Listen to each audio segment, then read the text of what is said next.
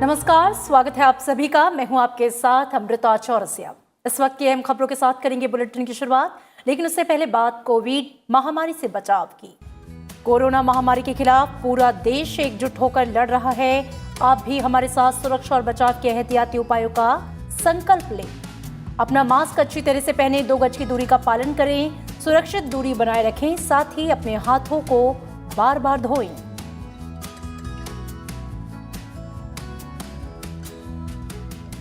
और आइए करते हैं बुलेटिन की शुरुआत। सबसे पहले नजर हेडलाइंस पर। संसद का बजट सत्र 29 जनवरी से होगा शुरू। 1 फरवरी को पेश होगा आम बजट। 15 फरवरी तक चलेगा पहला भाग। बजट सत्र का दूसरा भाग 8 मार्च से 8 अप्रैल तक।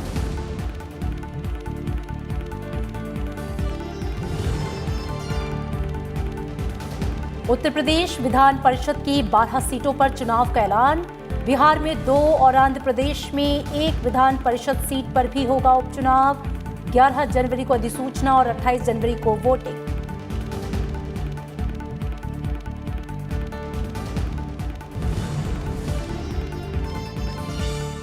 बर्ड फ्लू को लेकर केंद्र के राज्यों को सतर्क रहने की सलाह। केरल और हरियाणा के दौरे पर डॉक्टर और विशेषज्ञों की केंद्रीय टीमें। स्थिति की निगरानी के लिए राजधानी दिल्ली में बनाया गया नियंत्रण कक्ष।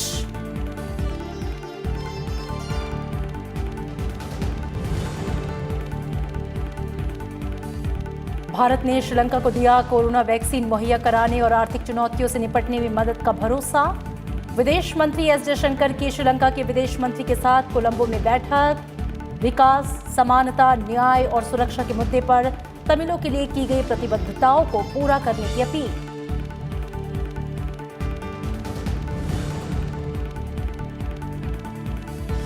और ब्रिटेन में एक दिन में सामने आए कोरोना के 60,000 नए मामले। भारतीय दूतावास ने 20 फरवरी तक रद्द की सभी कॉन्सुलर सेवाएं। भारत में नए स्ट्रेन से संक्रमित मामलों की संख्या बढ़कर हुई 73।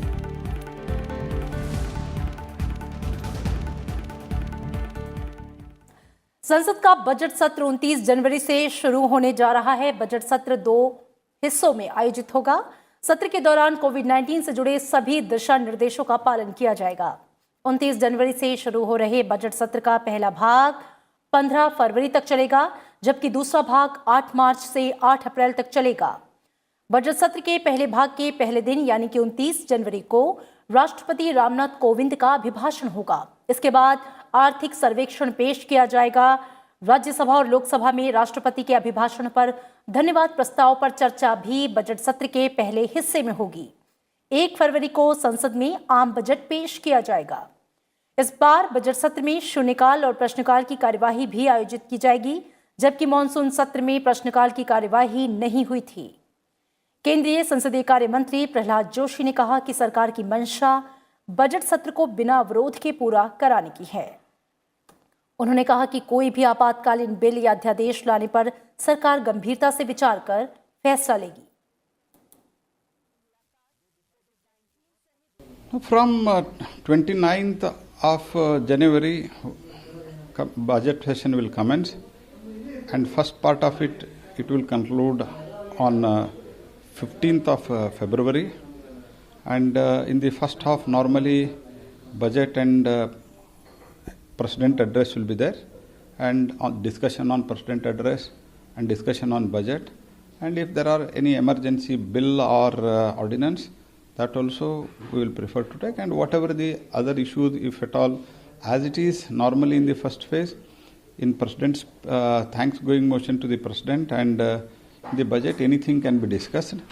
And other than that, whatever necessary bills are there, government would like to take, and there will be question hour, and of course it is the discretion of Speaker and Chairman, and all other things will be there, including zero hour and everything. Uttar Pradesh, Bihar और आंध्र प्रदेश में होने वाले विधान परिषद चुनाव और उपचुनाव की तारीखों का ऐलान हो गया है। चुनाव आयोग की तरफ से आज चुनाव और उपचुनाव तारीखों की घोषणा की गई। उत्तर प्रदेश में विधान परिषद की 12 सीटों पर द्विवार्षिक चुनाव होने हैं, जबकि बिहार में विधान परिषद की 2 सीटों पर उपचुनाव कराया जाना है। वहीं आंध्र प्रदेश विधान परिषद की 1 सीट के लिए उपचुनाव होगा।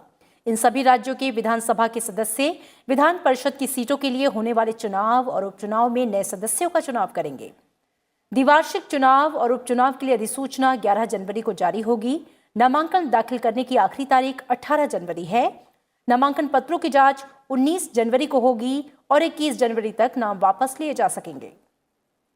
28 जनवरी को सुबह 9 बजे से शाम 4 बजे तक वोटिंग होगी और मतगणना भी 28 जनवरी को ही कराई जाएगी।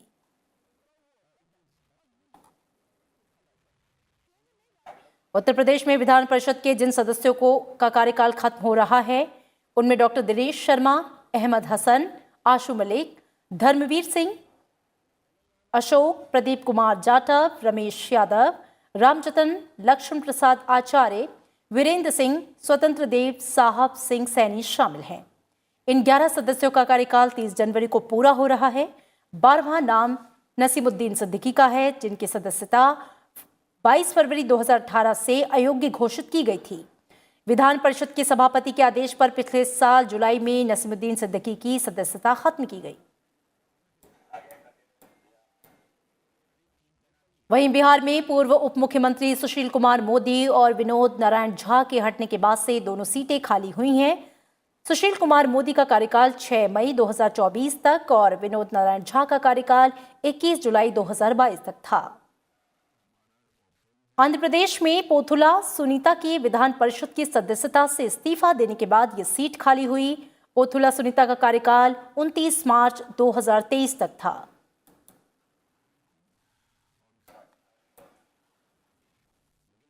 और वैक्सीनेशन शुरू होने से पहले देश के सभी जिलों में 8 जनवरी को वैक्सीन का दोबारा ड्राई रन होगा।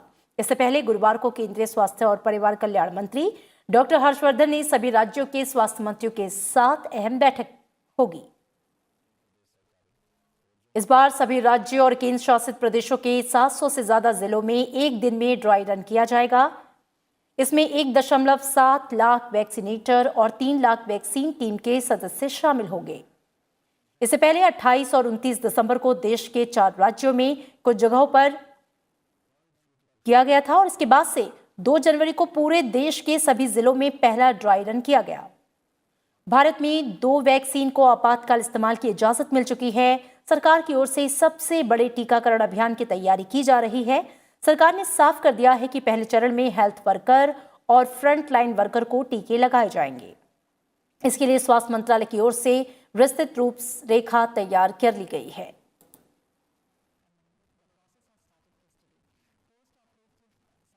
पंजाब और ओडिशा में स्कूल और कॉलेज को दोबारा खोलने की तैयारी है। पंजाब सरकार ने कक्षा 5 से 12वीं तक के छात्रों के लिए सभी विद्यालयों को कल से खोलने का फैसला लिया है। राज्य के शिक्षा मंत्री विजय इंदर श्रृंगला ने कहा कि अभिभावकों की मांग पर राज्य सरकार ने सभी सरकारी, अर्ध सरकारी और निजी स्कूलों को खोलने का फैसला किया है। सभी स्कूलों को कोविड-19 दिशा निर्देशों का सख्ती से पालन करने का निर्देश भी दिया गया है। वहीं ओडिशा में राज्य सरकार की तरफ से 8 जनवरी से 10वीं और 12वीं क्लास के लिए स्कूलों को फिर से खोलने की अनुमति के बाद भुवनेश्वर में तैयारियां चल रही हैं। स्कूल प्रबंधन ने कोविड-19 के दिशा निर्देशों के तहत पढ़ाई शुरू करने की तैयारी कर ली है। स्कूलों के लिए नया टाइम टेबल तैयार किया गया है।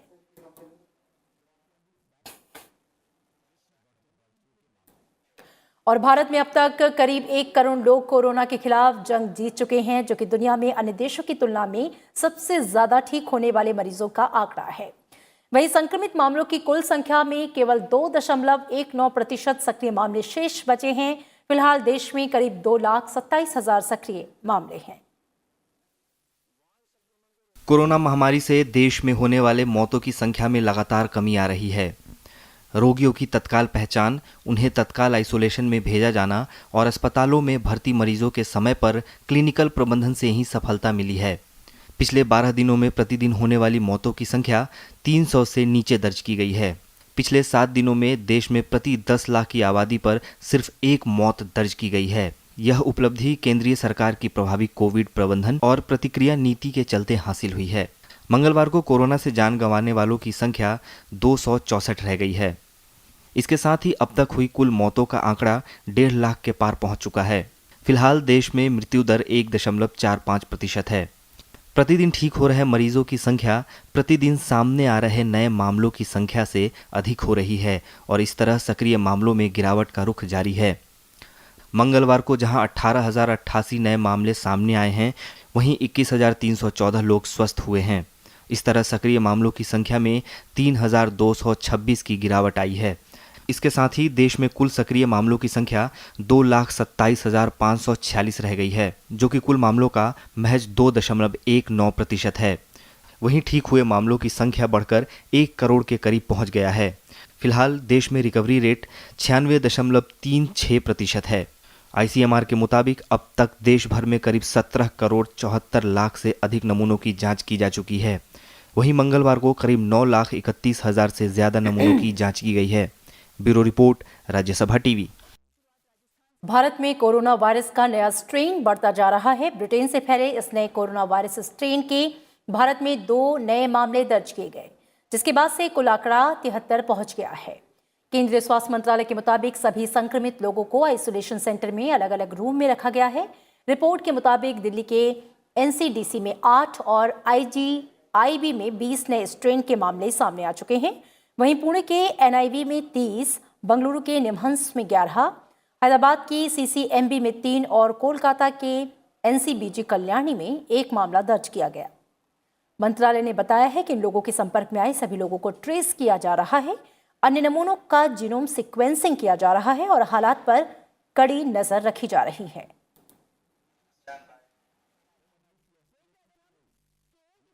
ब्रिटेन में कोविड-19 महामारी के नए प्रकोप के बाद लंदन में भारतीय उच्चायोग के सभी कॉन्सुलर सेवाओं को स्थगित कर दिया गया। लंदन स्थित भारतीय उच्चायोग के मुताबिक फिलहाल इस साल 20 फरवरी तक ये सेवाएं उपलब्ध नहीं रहेंगी। हालांकि उच्चायोग ने इमरजेंसी कार्यों के लिए सेवाएं प्रदान करने को आश्वस्त किया है। वहीं ब्रिटेन में पिछले 8 दिनों से लगातार कोरोना संक्रमण के 50,000 से ज्यादा नए मामले सामने आ रहे हैं।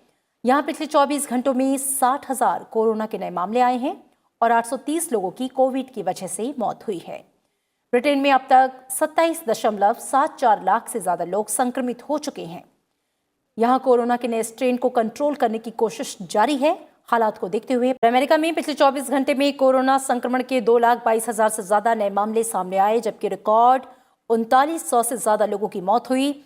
यहां पर अब तक कोविड से 3,65,000 से ज्यादा लोगों की मौत हो चुकी है। वहीं कुल संक्रमितों का आंकड़ा 2,15,78,000 के पार हो चुका है।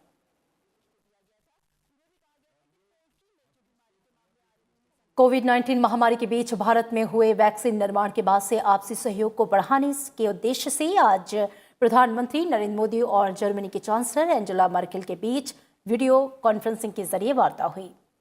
प्रधानमंत्री कार्यालय की तरफ से दी गई जानकारी के मुताबिक प्रधानमंत्री नरेंद्र मोदी ने भारत में तैयार कोविड वैक्सीन की जानकारी उन्हें दी। उन्होंने बताया कि भारत अपनी इस क्षमता का इस्तेमाल दुनिया की जरूरतों को पूरा करने के लिए करेगा। प्रधानमंत्री ने एंजेला मर्केल को इंटरनेशनल सोलर अलायंस में शामिल होने के लिए धन्यवाद भी दिया। दोनों नेताओं के बीच कोविड के अलावा द्विपक्षीय संबंधों, क्षेत्रीय और वैश्विक मामलों पर भी चर्चा हुई। इस वर्ष भारत और जर्मनी के बीच राजनयिक संबंधों की 70वीं और रणनीतिक संबंधों की 20वीं सालगिरह है।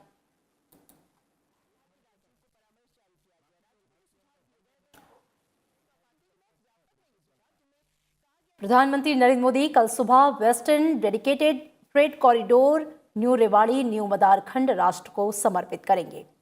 वेस्टर्न डेडिकेटेड फ्रेट कॉरिडोर की लंबाई 306 किलोमीटर है। इसके अलावा प्रधानमंत्री 1.5 किलोमीटर लंबी दुनिया की पहली double stack long haul container train को भी हरी झंडी दिखाकर रवाना करेंगे, जो कि न्यू अटेली से न्यू किशनगढ़ के बीच चलेगी। न्यू रेवाड़ी न्यू मदारखंड का हिस्सा हरियाणा और राजस्थान दोनों राज्यों में आता है। नए माल गलियारे पर रेलगाड़ियों की आवाजाही शुरू हो जाने से राजस्थान और हरियाणा की रेवाड़ी, मानेसर, नारनौल, फुलेरा और किशनगढ़ में मौजूद इकाइयों को, औद्योगिक इकाइयों को काफी फायदा होगा। इसके पहले 29 दिसंबर को प्रधानमंत्री ने ईस्टर्न डेडिकेटेड फ्रेट कॉरिडोर के भावपुर खुर्जा खंड का उद्घाटन किया था।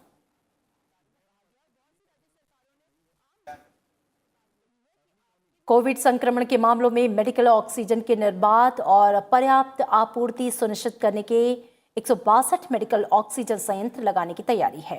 देश भर में 162 अतिरिक्त मेडिकल ऑक्सीजन संयंत्र लगाने के लिए पीएम केयर्स फंड से 201 करोड़ 58 लाख रुपए जारी किए गए। ये संयंत्र 32 राज्यों और केंद्र शासित प्रदेशों के विभिन्न स्वास्थ्य केंद्रों में खोले जाएंगे, जिनकी कुल क्षमता 15 करोड़ 41 लाख 90 हजार मीट्रिक टन होगी। इन संयंत्रों से जन स्वास्थ्य सेवाएं और मजबूत बनेंगी।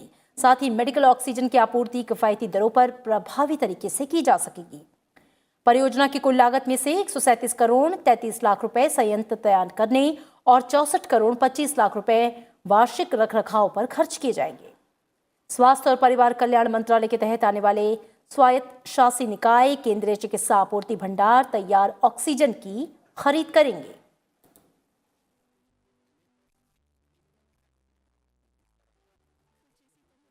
और प्रधानमंत्री नरेंद्र मोदी की अध्यक्षता में केंद्रीय मंत्रिमंडल ने आज भारत और जापान के बीच सहभागिता से जुड़े एक समझौता ज्ञापन पर हस्ताक्षर को मंजूरी दी। यह समझौता भारत और जापान के लोगों के बीच आपसी संपर्क को बढ़ाएगा और भारत के कामगारों और कुशल पेशेवरों को जापान भेजने में मदद करेगा। यह समझौता ज्ञापन कुशल कामगारों के संबंध में तय व्यवस्था के उचित परिचालन के लिए सहभागिता का मूलभूत ढांचा तैयार करने के संबंध में है। मौजूदा सहभागिता समझौता ज्ञापन भारत और जापान के बीच सहभागिता और सहकार से जुड़े एक संस्थागत तंत्र की स्थापना करेगा, जिसके तहत जापान में 14 तय क्षेत्रों में काम करने के लिए ऐसे कुशल भारतीय कामगारों को भेजा जाएगा जिन्हें अनिवार्य कुशलता योग्यता हासिल कर ली है और जापानी भाषा की परीक्षा पास कर ली है। इन भारतीय कामगारों को जापान सरकार की ओर से न्यू स्टेटस ऑफ रेजिडेंस प्रदान की जाएगी।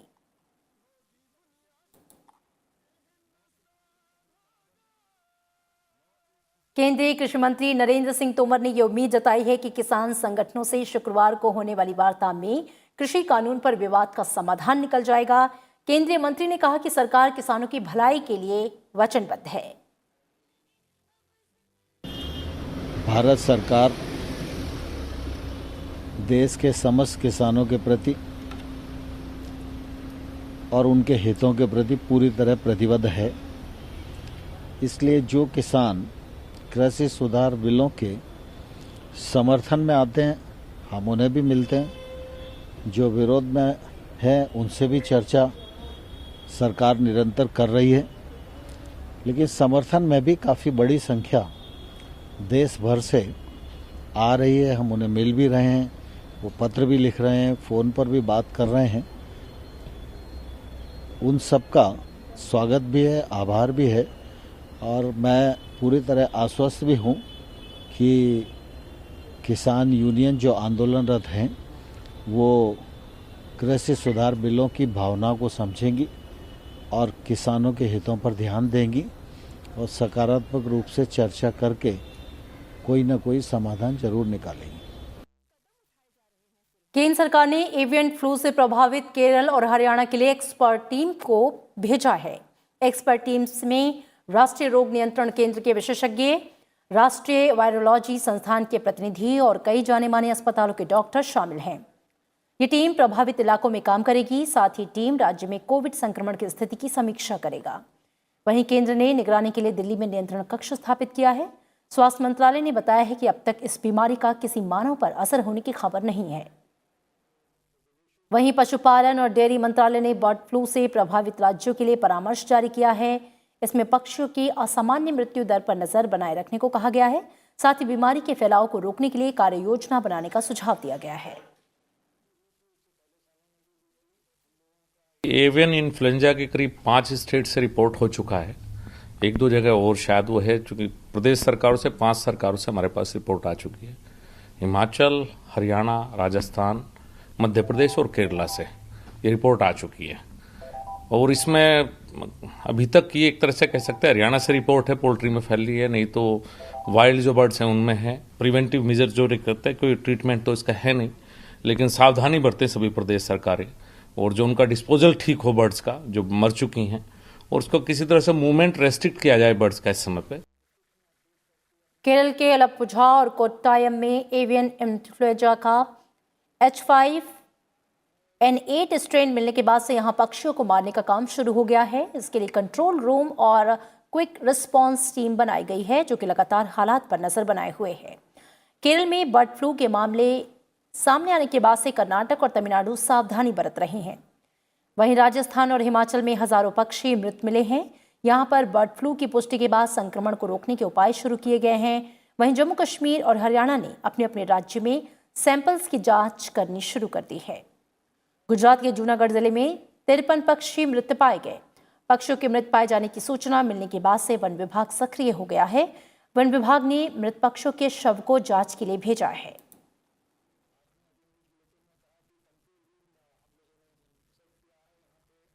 रक्षा मंत्रालय ने 2020 की अपनी वार्षिक रिपोर्ट में यह कहा है कि चीन ने पूर्वी लद्दाख क्षेत्र में वास्तविक नियंत्रण रेखा पर कई जगहों पर यथास्थिति को बदलने की कोशिश की और इसके लिए चीन की ओर से एक तरफा और उकसावे वाली कार्रवाई की गई।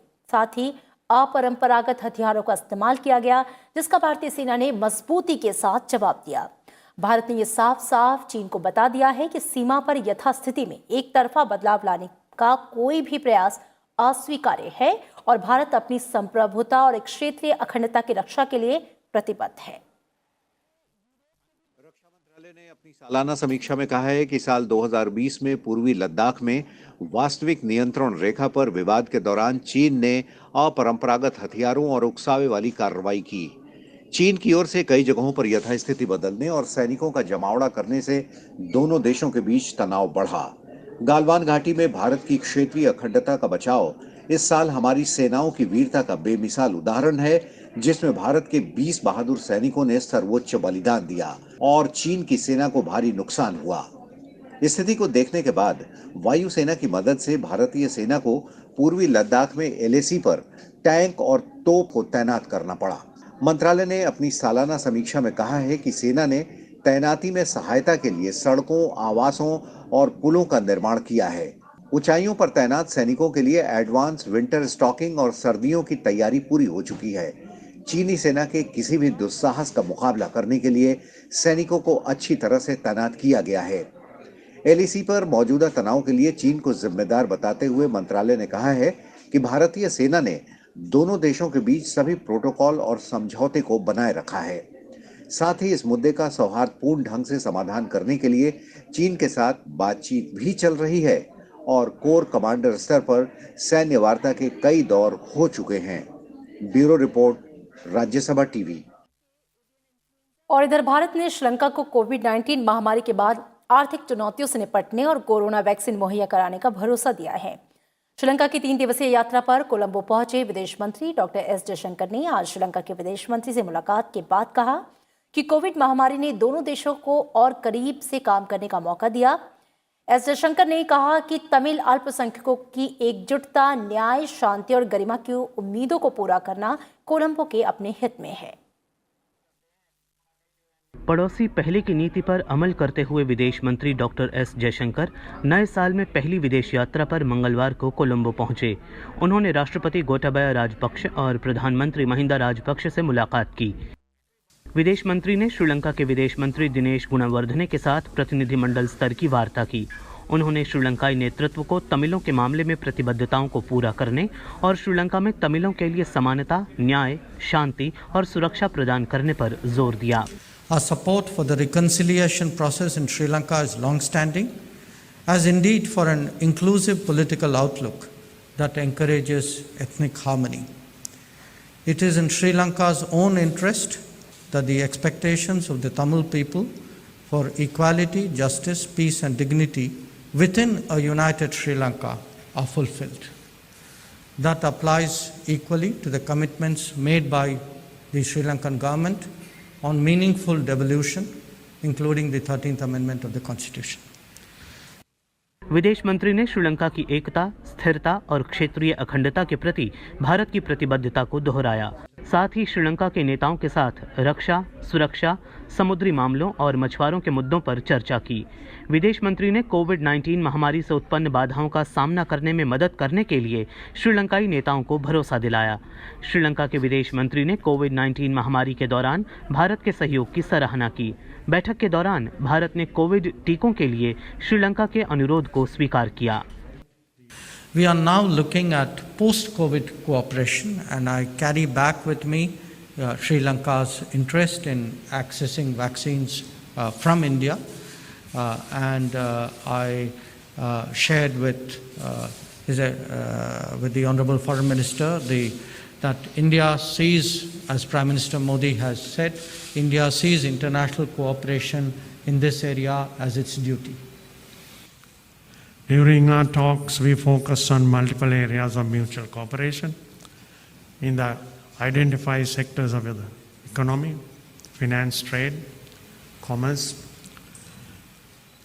defense, security and fisheries, cultural, and particularly on the ongoing COVID-19 pandemic and the post-COVID era that we are moving forward to. Colombo में ये विश्वास दिलाते हुए भारत श्रीलंका का एक विश्वसनीय भागीदार होगा, विदेश मंत्री एस जयशंकर ने कहा कि भारत श्रीलंका में फार्मास्यूटिकल्स निर्माण के लिए विशेष क्षेत्र बनाने में मदद करेगा, जो कि दोनों देशों में कोविड की अवधि के बाद दोनों देशों के संबंधों को और आगे बढ़ाएगा। अखिलेश सुमन, Rajya Sabha TV.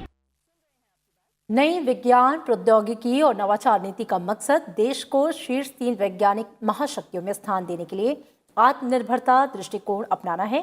Science, technology and innovation policy draft पर मीडिया से बात करते हुए विज्ञान और प्रौद्योगिकी विभाग के सचिव प्रोफेसर आशुतोष शर्मा ने कहा, भारत कोविड-19 संकट को लेकर सक्रिय है। उन्होंने कहा कि 2020 के मध्य में नई विज्ञान, प्रौद्योगिकी और इनोवेशन नीति की शुरुआत की गई।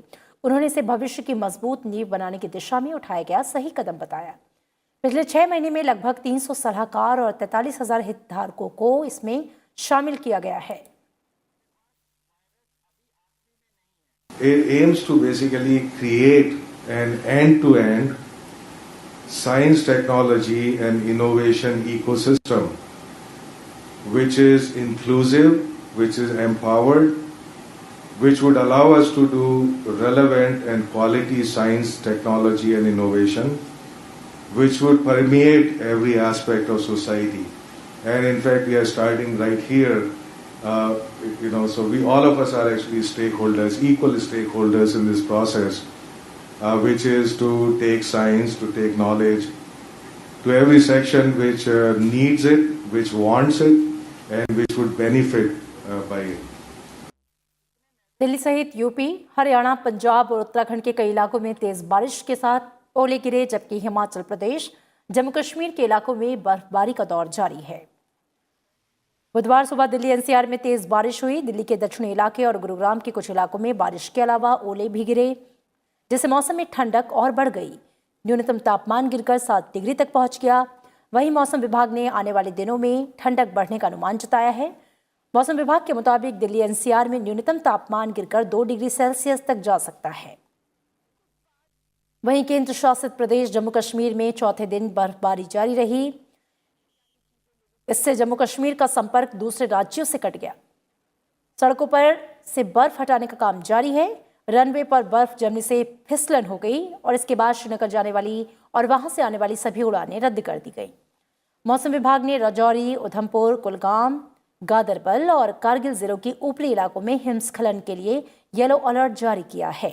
वहीं पुंछ, रामबाड़, डोडा, किश्तवाड़, अनंतनाग, बारामूला, कुपवाड़ा और बांदीपोरा में रेड अलर्ट जारी किया गया है। वहीं उत्तराखंड और हिमाचल प्रदेश के कई हिस्सों में बर्फबारी जारी रही। बर्फबारी की वजह से कई इलाके बर्फ की सफेद चादर में ढके नजर आए।